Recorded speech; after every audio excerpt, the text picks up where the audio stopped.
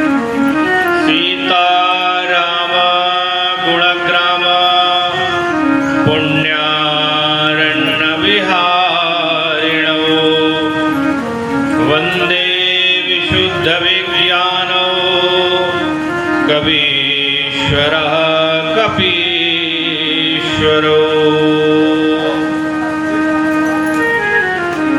रामाय रामभद्राय रामचन्द्राय वेदसे रघुनाथाय नाथाय सीताय पतये नमः। सीतानाथ समारम्भां श्रीरामानन्दार्य मध्यमाम् अस्मदाचार्यपर्यन्तां वन्दे श्रीगुरुपरम्पराम्।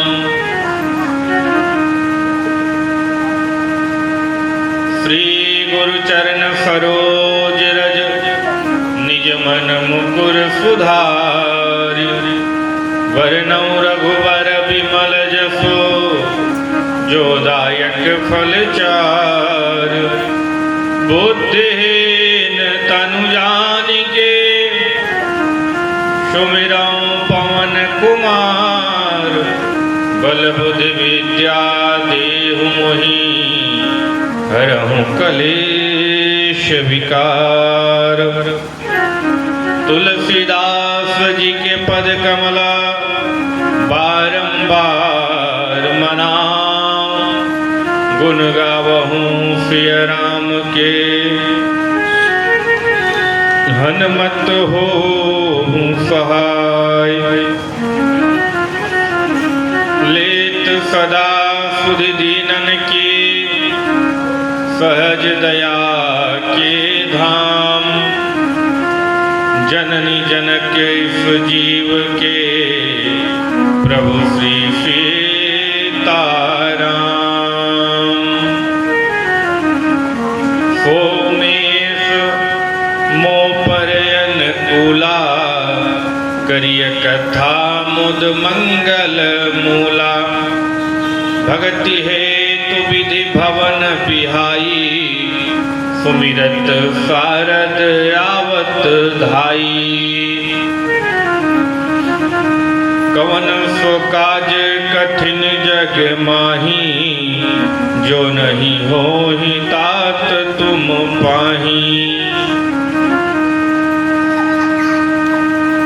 जनक सुता हरिदास कहावहु ताकि शपथ विलंब न लावहु। चरण शरण करी जोरी मनावहु यह अवसर अब केहि गोहरावहु। उठ उठ चलु तो ही राम दुहाई पाय परे कर जोरी मनाई। राम काज लगी तव अवतारा सुनत भयऊ पर्वताकारा। बोलिए हनुमंत लाल जी महाराज की जय हो। अयोध्या नाथ की जय हो। अकारण करुणा बरमणाले भक्त वांछा कल्पतरु शरणागत वत्सल प्रभु श्री सीताराम के चरणों में कोटि सह प्रणाम करते हुए भगवती भास्वती पराम्बा जगदम्बा आदि शक्ति जनक जात श्री राम प्राण वल्लभा माता सीता के चरणों में कोटि सह प्रणाम करते हुए अनंत बलवंत श्री हनुमंत लाल जी महाराज के चरणों में कोटि सह प्रणाम करते हुए परम पूज्य गुरुदेव भगवान के चरणों में कोटि सह प्रणाम करते हुए सभी संतों के सभी ब्राह्मणों के चरणों में कोटि सह प्रणाम करते हुए सभी से ही आशीष का अपेक्षा रखता हूँ कि हो प्रसन्न देहु वरदानु साधु समाज भनित सम्मानु। आज राम कथा का 9वां दिवस एवं आज विश्राम दिवस भी है, जिनके माध्यम से ये कथा श्रवण का लाभ हम सब उठा रहे हैं। ऐसे परम पूज्य श्री महेंद्र प्रसाद शर्मा जी मिश्रा जी, आप सब श्रोतावृंद आइए 2 बार भगवत नाम संकीर्तन तत्पश्चात प्रभु की जय।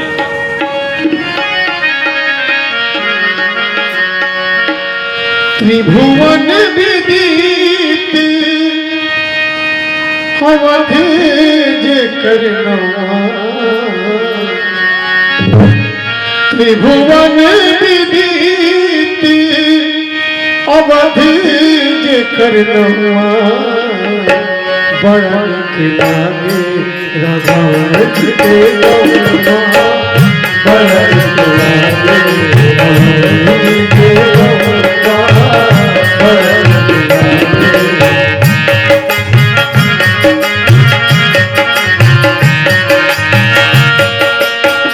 त्रिभुवन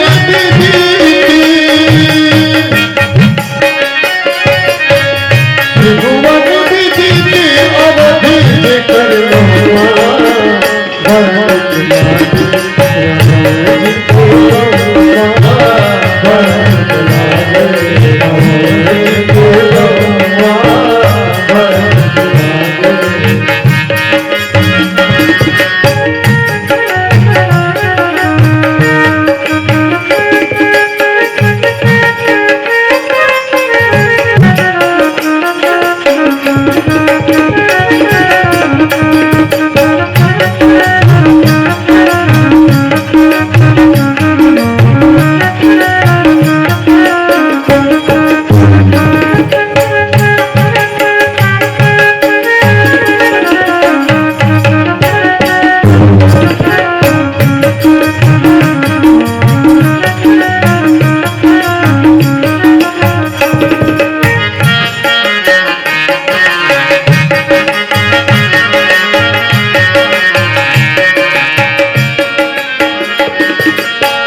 दशरथ पिता जहाँ कौशल्या की मैया, दशरथ पिता जहाँ कौशल्या की मैया, दशरथ पिता जहाँ कौशल्या की मैया, दशरथ पिता जहाँ कौशल्या की मैया, भरत लखन मोहन भले भैया, भरत लखन मोहन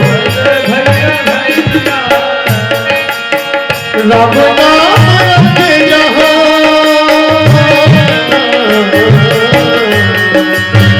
राम नाम रखे जहाँ कोयल आतवा, भरत लागे राघव के गौरवा, भरत लागे राघव के गौरवा, भरत लागे। त्रिभुवन विदित त्रिभुवन विदित अवधि जे करनवा, बड़ा लागे राघव के गौरवा, बड़ा लागे राघव के गौरवा, बड़ा लागे राघव के गौरवा, बड़ा लागे राघव के गौरवा, बड़ा लागे राघव के गौरवा,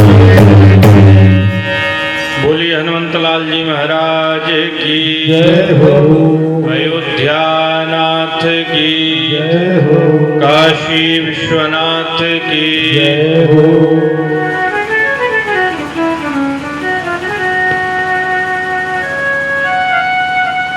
आज कथा का विश्राम दिवस है।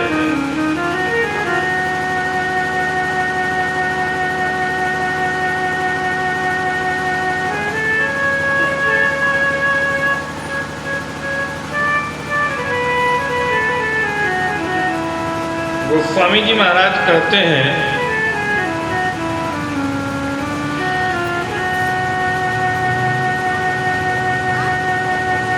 कि भव सागर चह पार जो पावा, राम कथा ताकह दृढ़ नावा। जो भव सागर से पार जो पाना चाहता है, उसके लिए राम कथा सबसे बड़ी नौका है। इससे बड़ा कोई उपाय नहीं है। पूर्व प्रसंग में आपके समक्ष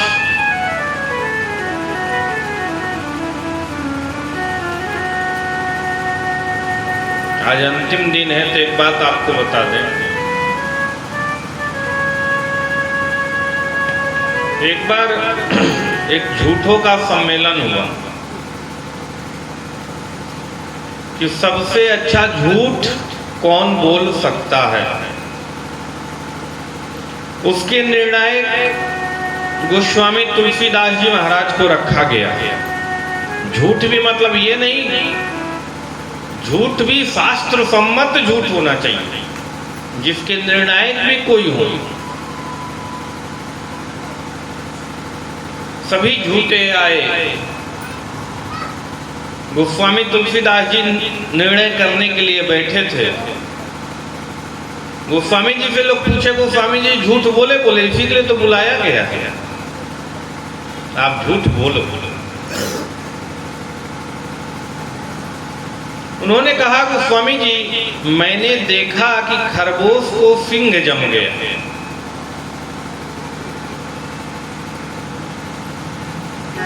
गोस्वामी जी महाराज कहते हैं कि ये भी संभव है, खरगोश को सिंह जम सकता है। एक लोग बोले, गोस्वामी जी कछुए के पीठ पे बाल जम गया। गोस्वामी जी महाराज कहे ये भी संभव है। एक व्यक्ति ने कहा गोस्वामी जी से, गोस्वामी जी आसमान में फूल खिल गए। गोस्वामी जी महाराज बोले ये भी संभव है। किसी ने कहा गोस्वामी जी हमने बालू को पेरा, तेल निकल गया। गोस्वामी जी महाराज बोले ये भी संभव है।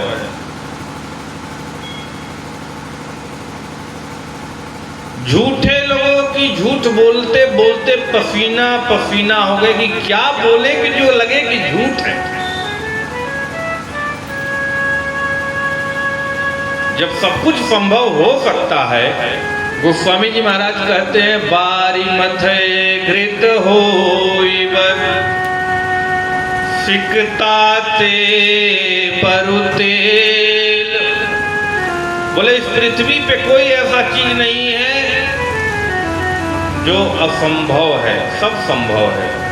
बोले तब एक व्यक्ति खड़ा हुआ, बोला गोस्वामी जी।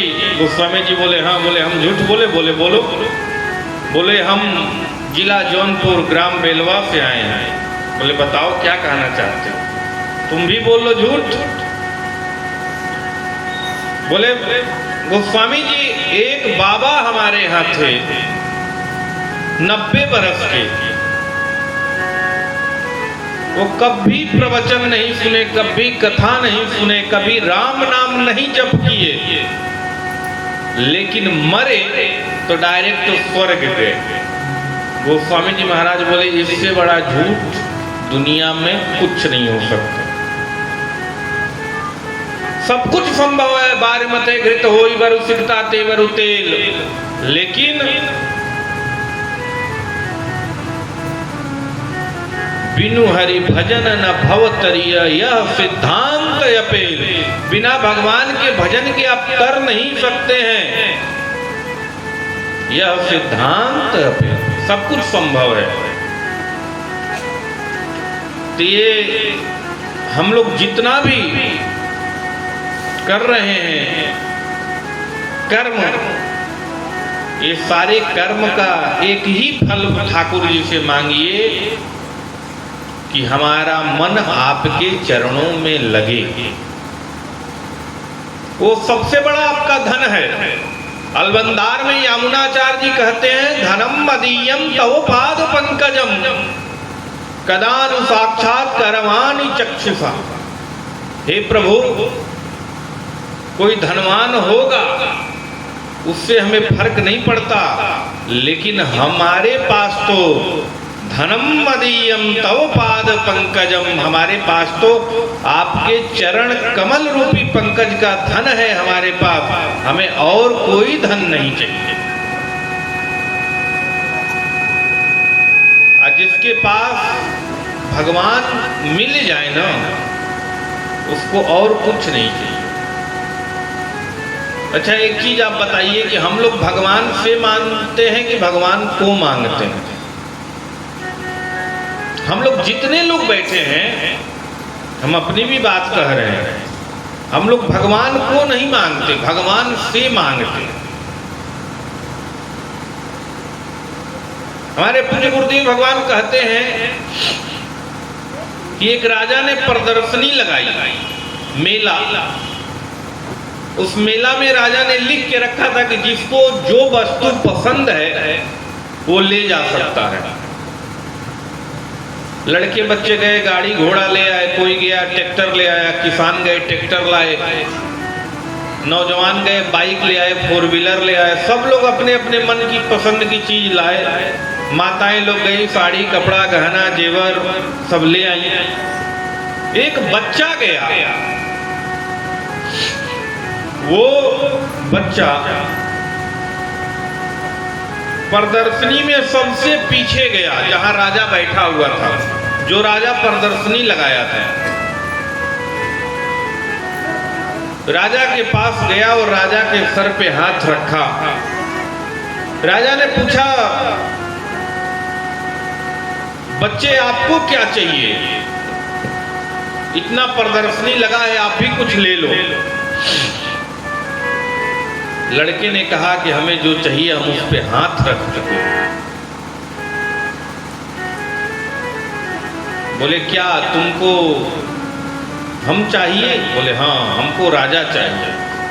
अच्छा ये बताइए कि जो राजा प्रदर्शनी लगाया है, अगर वही हमें प्राप्त हो जाए तो प्रदर्शनी की कोई भी वस्तु ऐसी है जो हमें नहीं प्राप्त हो सकती, क्योंकि सारी वस्तुएं तो राजा के ही अंडर में है। तो जब हमें राघवेंद्र सरकार ही प्राप्त हो जाएंगे, राघवेंद्र सरकार ही मिल जाएंगे, तो दुनिया की कोई वस्तु है जो हमें नहीं प्राप्त हो सकती है। महाभारत में दुर्योधन और अर्जुन दोनों भगवान श्री कृष्ण के पास गए। भगवान श्री कृष्ण ने पूछा कि एक तरफ मैं हूं अकेले निहत्था, और एक तरफ मेरी नारायणी सेना है,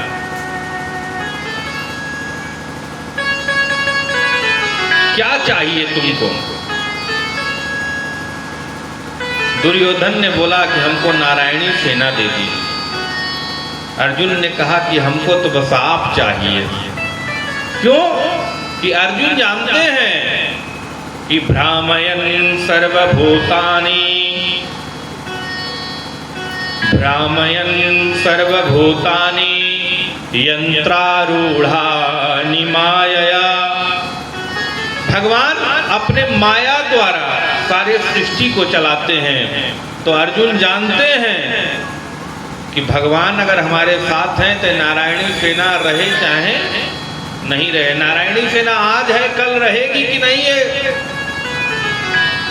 बहुत मुश्किल से कहा जा सकता है, लेकिन परब्रह्म परमात्मा आज भी है, कल भी है और परसों भी रहेगा।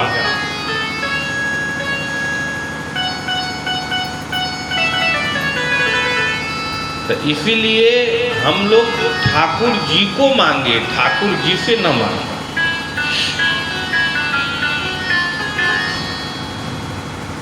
पूर्व प्रसंग में आपके समक्ष हनुमान जी महाराज विभीषण के पास जाते हैं, विभीषण से परिचय करते हैं। विभीषण जी आज अत्यंत प्रसन्न हो गए, बोले आज हमारे ऊपर राघवेंद्र सरकार ठाकुर श्री रामचंद्र ने बहुत बड़ी कृपा की है, जो कि आप मुझे मिल गए। देखिए भगवान, हमने कहा ना कि भगवान जब अत्यंत किसी के ऊपर प्रसन्न होते हैं तो पहले भगवान अपने भक्त को भेजते हैं आपके पास। क्यों? कि भगवान देखते हैं कि आप भक्त के साथ कैसा व्यवहार करते हैं। हनुमान जी महाराज को देख के विभीषण जी ने कहा कि मुझे भरोसा हुआ, अब मोहि भा भरोस हनुमंता, बिनु हरि कृपा मिलहि नहीं संता।